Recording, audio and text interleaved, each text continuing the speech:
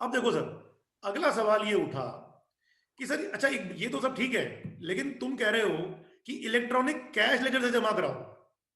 Electronic cash laser से जमा कराने का मतलब ये हुआ कि मेरी आउट ऑफ पॉकेट जमा कराना पड़ेगा मुझे। अब अगर मेरे इलेक्ट्रॉनिक क्रेडिट लेजर में क्यूआरएमपी स्कीम ऑप्ट करने से पहले पर्याप्त पैसा पड़ा हुआ है, बहुत पैसा पड़ा है, मेरी जनवरी की लाइबिलिटी बनती है 2.5 लाख रुपए और मेरे इलेक्ट्रॉनिक क्रेडिट लेजर में पड़ा है 4 लाख रुपए, या मेरे इलेक्ट्रॉनिक कैश लेजर में पड़ा है 3 लाख रुपए, फिर क्या होगा? उसके बावजूद क्या जबरदस्ती मुझसे टैक्स जमा करवाओगे? मुझे तो गुस्सा आ गया सर इस बात के ऊपर, बैठ गया तो जाके। जब मैं बैठा तो बोले गोयल साहब रुको, ऐसे मत करो, पानी वानी पियो, तो तसल्ली रखो, अभी तुम्हें बताते हैं, देखो सारी बातें सॉल्व हो जाएंगी।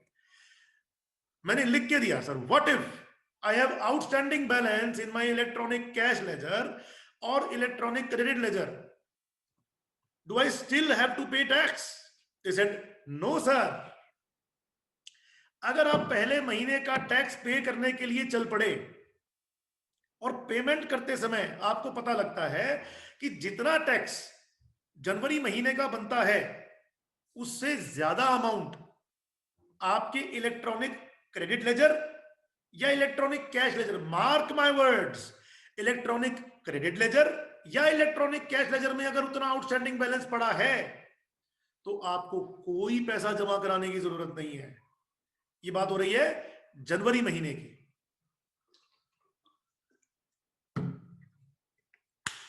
तो सर मैंने पूछा कि चलो ठीक है, जनवरी का काम तो चल गया, लेकिन अगर मेरे पास इतना आउटस्टैंडिंग बैलेंस पड़ा है कि जनवरी तो छोड़ो फरवरी भी कवर हो जाएगा, फिर ये तो तुम पहले पहले महीने की बात कर रहे हो। मेरी जनवरी और फरवरी दोनों महीनों को मिलाकर लाइबिलिटी बनती है 5 लाख रुपए, लेकिन मेरे इलेक्ट्रॉनिक क्रेडिट लेजर में 5.5 लाख रुपए का बैलेंस पड़ा है। तो जनवरी तो तुमने माफ कर दिया, क्या फरवरी में टैक्स जमा करवाओगे? उन्होंने कहा नहीं सर, अगर आपके इलेक्ट्रॉनिक क्रेडिट लेजर या इलेक्ट्रॉनिक कैश लेजर में इतना पर्याप्त बैलेंस पड़ा है कि आपकी जनवरी की लाइबिलिटी और जनवरी की लाइबिलिटी भुगत जाएगी तो जनवरी मत जमा कराना, और अगर इतना बैलेंस पड़ा है कि जनवरी और फरवरी दोनों भुगत जाएंगे तो कुछ भी जमा कराने की जरूरत नहीं है, आप शांति से बैठो, आपको सिर्फ क्वार्टर एंड होने पर अपनी रिटर्न दाखिल करनी है। Okay sir. तो मैंने कहा सर अब मैं आपसे एक बार दोबारा डिस्कस कर रहा हूं, क्योंकि मैंने सेमिनार में जाके बताना है सबको कि क्या क्या कंडीशंस हैं। अब देख लो ध्यान से मैं क्या लिख रहा हूं।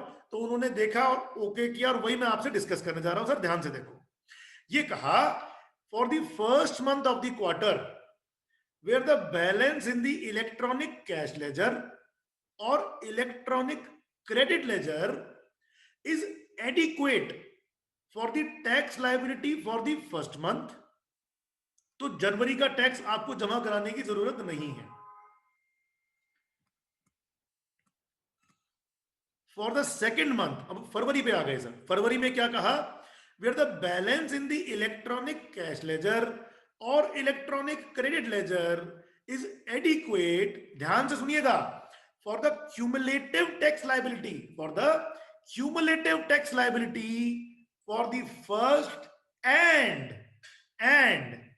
The second month of the quarter, दोनों महीने मिलाकर जितनी लाइबिलिटी बनती है, अगर उसका भुगतान करने के लिए मेरे पास पर्याप्त बैलेंस पड़ा है मेरे इलेक्ट्रॉनिक कैश लेजर में या क्रेडिट लेजर में, तो दोबारा से टैक्स जमा कराने की जरूरत नहीं है सर, आपकी वर्किंग कैपिटल ब्लॉक नहीं होगी।